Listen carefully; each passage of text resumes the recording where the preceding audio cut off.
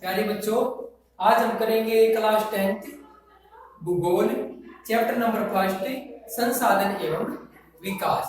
सबसे पहले हमें पता होना चाहिए कि संसाधन क्या होते हैं। अब सबसे पहले संसाधन की परिभाषा कि संसाधन क्या है। इसके अंदर संसाधन के अंदर संसाधन में हम करेंगे कि संसाधन हमारे क्या क्या काम आते हैं और संसाधनों का हमारी जिंदगी में क्या महत्व है।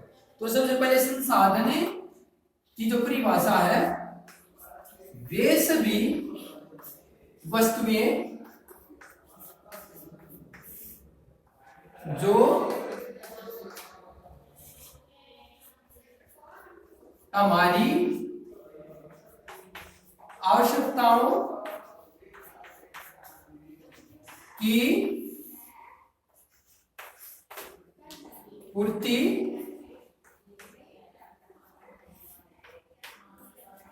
करती है, वे क्या कहलाती हैं? संसाधन।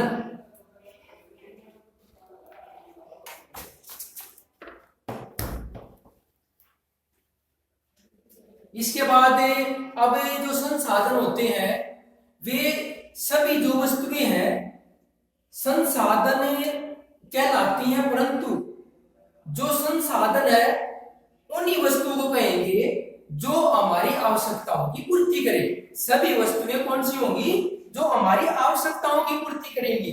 वे वस्तुएं इसमें शामिल नहीं होंगी जो हमारी आवश्यकताओं की पूर्ति नहीं करती हैं। अब जैसे समुद्र के अंदर जल होता है, उस जल का प्रयोग हम नमक बनाने के लिए करते हैं, मत्स्य पालन के लिए करते हैं, परंतु हम जो गंदे नाले के अंदर जो जल होता है वो ना हमारे पीने के काम आता है ना वो सिंचाई के काम आता है, तो वो संसाधन नहीं कहलाता।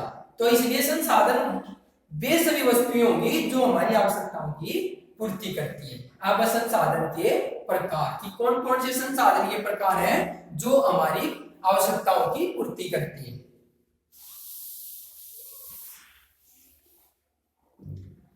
इसमें आपका संसाधनों के प्रकार, संसाधनों के प्रकार हैं। जैसे सबसे पहला इसके अंदर हम लेंगे, आप इसके अंदर लोगे नवीकरणीय नवीकरणीय संसाधन।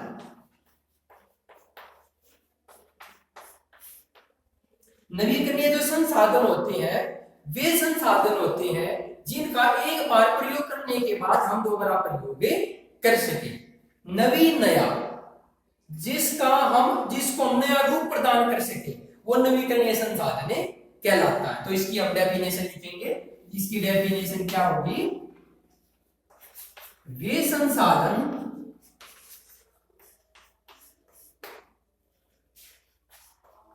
जिनका एक बार प्रयोग करने के बाद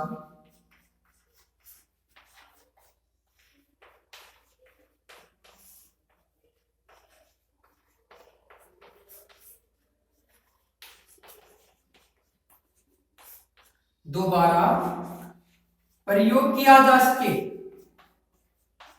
दोबारा प्रयोग किया जा सके। तो नवीकरणीय संसाधन भी होते हैं जिनका हम एक बार प्रयोग करने के बाद दोबारा प्रयोग कर सके। जैसे लोहा, सोना। लोहे को पिघाल कर उसको दूसरा रूप दिया जा सकता है, उसको दोबारा आकार दिया जा सकता है। तो इसके बाद लोहा और सोना, सोने को भी हमें नया रूप प्रदान कर सकते हैं। उसके बाद है आपका अनवीकरणीय संसाधन। इसका जो दूसरा पार्ट है अनवीकरणीय संसाधन, इसका सेकंड पार्ट आएगा अनवीकरणीय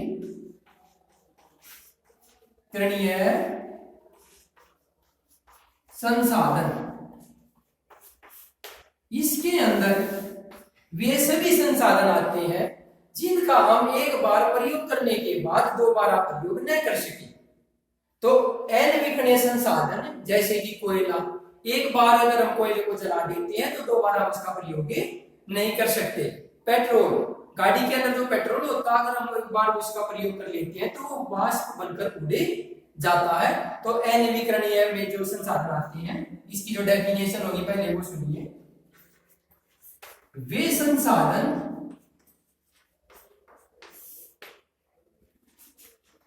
जिनका केवल एक बार प्रयोग किया जा सके,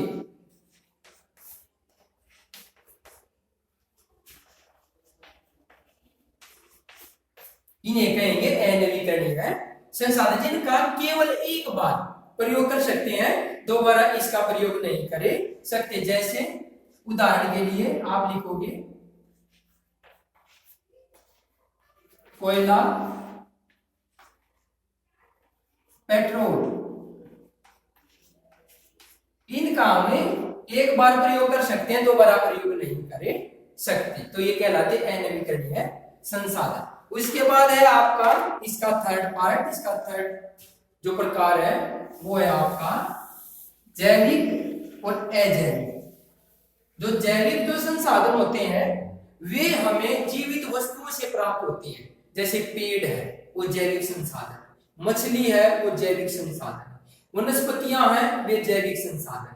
तो इसके अंदर आएंगे सभी के सभी जीव जंतु, जैविक संसाधन। इसके अंदर ये जैविक संसाधन के अंदर हम लिखेंगे वे संसाधन जो हमें सजीव वस्तुओं से प्राप्त, सजीव वस्तुओं से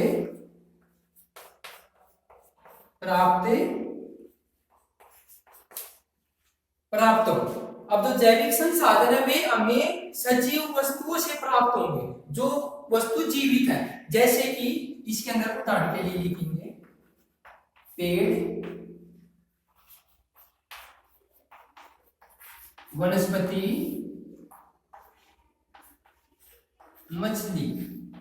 मछलियां। तो इस प्रकार ये जो संसाधन है ये जैविक संसाधन कहलाते। इसका जो फोर्थ पार्ट है वो है आपका अजैविक संसाधन। अजैविक जो संसाधन होता है वो संसाधन हमें निर्जीव वस्तुओं से प्राप्त होते हैं। निर्जीव वस्तुओं से, निर्जीव वस्तु वो होती है जिसके अंदर जीवन नहीं होता, जिसके अंदर प्राण शक्ति नहीं होती, जो सांस नहीं ले सकती, उसे अजैविक कहते हैं। तो इसके अंदर फोर्थ आपका अजैविक संसाधन। अजैविक संसाधन के अंदर इसकी जो डेफिनेशन है, जो संसाधन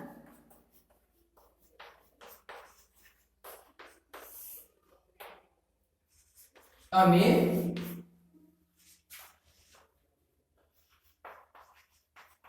प्रकृति से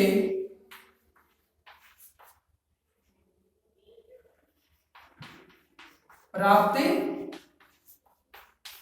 होते हैं, परंतु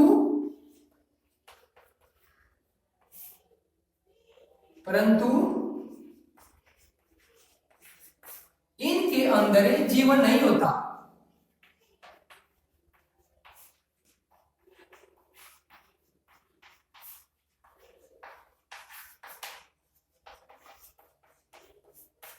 परंतु इनके अंदर जीवन नहीं होता। इनके अंदर जो प्राण है वो नहीं होते। तो ये प्रकृति से तो प्राप्त होते हैं परंतु निर्जीव रूप में प्राप्त होते हैं। उदाहरण के लिए हम इसके अंदर लिख सकते हैं, आप इसके अंदर लिखोगे पहाड़,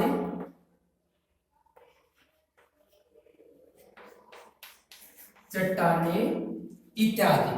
पहाड़ और जो चट्टाने हैं वे निर्जीव होती हैं, उनके अंदर कोई भी प्राणी नहीं होता। तो ये इसका फोर्थ पार्ट। अब हम करेंगे इसका फिफ्थ। फिफ्थ होता है चक्रीय। चक्रीय कौन से संसाधन होते हैं? चक्रीय का अर्थ होता है जो घूमता रहे, चक्र की बात है।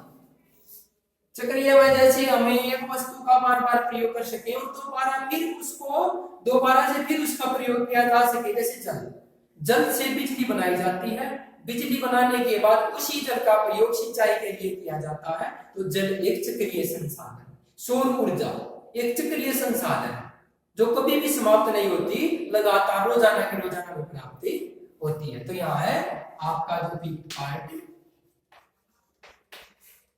चक्रीय संसाधन।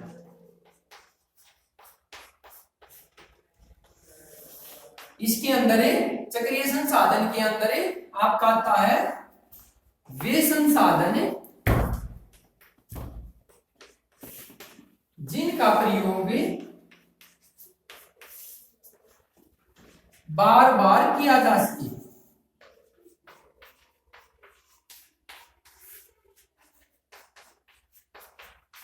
बार बार किया जा सके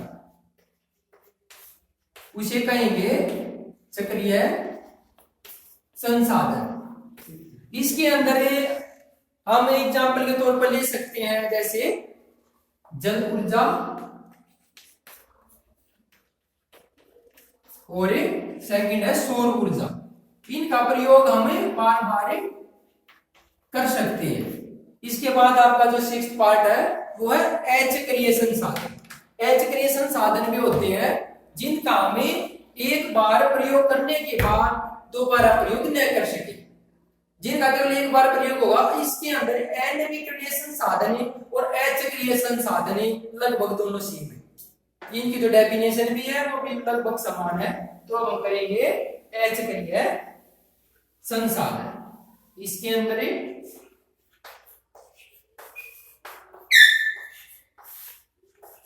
अचक्रीय संसाधन जिनका हम केवल एक बार प्रयोग कर सके, दोबारा प्रयोग न कर सके। जिनका केवल एक बार प्रयोग किया जा सके उसे कहेंगे अचक्रीय संसाधन। इसके अंदर आपका कोयला, पेट्रोल, डीजल, प्राकृतिक गैस, इस प्रकार के इसके अंदर हम उदाहरण ले सकते हैं। जैसे कोयला केवल एक बार ही प्रयोग हो सकता है, जलने के बाद राख बन जाती है, दोबारा प्रयोग नहीं कर सकते। पेट्रोल को एक बार प्रयोग करने के बाद दोबारा प्रयोग नहीं कर सकते। तो ये है आपके संसाधनों के प्रकार। आज के लिए इतना काफी है। नेक्स्ट वीडियो में नेक्स्ट टॉपिक करेंगे। धन्यवाद।